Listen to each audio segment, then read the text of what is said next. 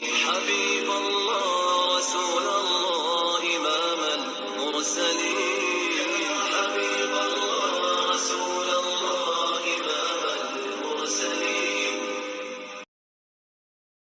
میں مولانا فضل الرحمان صاحب کے یہاں مہمان تھا. مجھے ختم بخاری کے لیے 2-3 دفعہ بلایا ہے. بہت محبت و شفقت کرتے، قابل قدر عالم ہے. بدھو قوم کو سمجھ آئے یا نہ آئے، بدھو قوم کی بدنصیبی ہے کہ اتنے بڑے تاجدار قسم کے سیاسی زعیم جو علم سے آراستہ پیراستہ ہے، اس کو کامیاب نہیں کرتے اور دوسرے لوگ کامیاب ہوتے ہیں.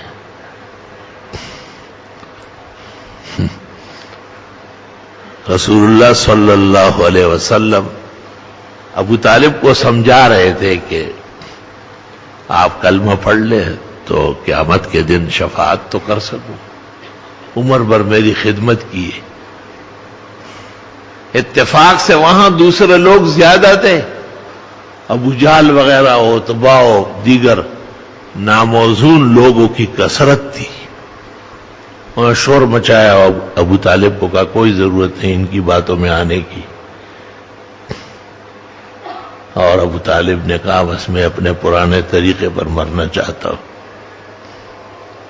2-4 ہچکیاں لے ہی پہنچ گئے.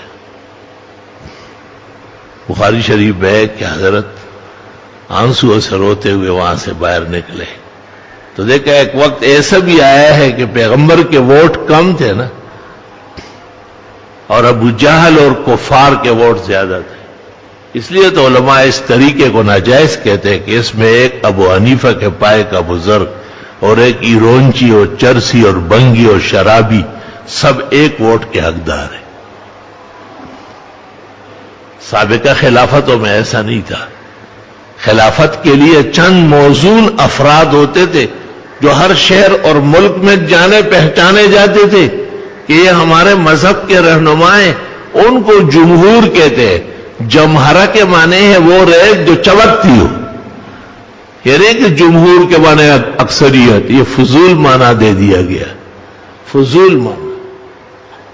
جمہور کا معنی اکثریت، یہ کسی باب میں، کسی لغت میں، کسی ڈکشنری میں کسی کا باب بھی نہیں دکھا سکتا ہے. اور کسی نے لکھا ہے تو غلط لکھا ہے، اس نے لغت کو مسخ کیا ہے. جمہور جمہرہ سے ہے، اور جمہرہ کے معنی ہیں ریت کے وہ حصے جو چمکتے ہوں. دریائی لوگ سمجھتے ہیں کہ اس چمک میں سونا ہے اور بڑی محنت اور بڑے تکلیف کے ساتھ اس کو چھانتے ہیں، دھوتے ہیں. اب وہ لوگ تم نے ایک ہی شوخی میں کھو دیے، پیدا کیے فلک نے جنہیں خاک چھان کر. خاک چھان چھان کے اس میں سے سونے کی گٹھیاں نکلتی ہے. اس کو عربی میں جمہرہ کہتے ہیں، اور جمہرہ سے جمہور ہے. جمہور وَهَذَا عِنْدَ الْجُمْهُورِ، یعنی وہ علماء جو سربراہ علماء ہے اور فقہا ہے اور ہر دور اور ہر زمانے میں مسلم ہے.